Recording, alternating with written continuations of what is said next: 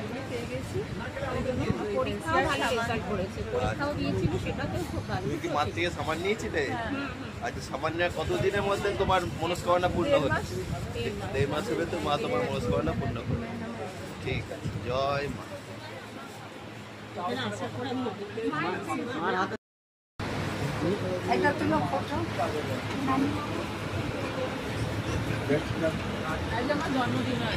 ও আজকে আমার জন্মদিন। Happy birthday. ঠিক আছে, জয়।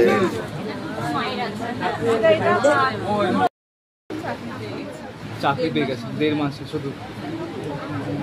আজকে পুজো দিতে এসছে, জন্মদিন। জয় মা উদুদিন।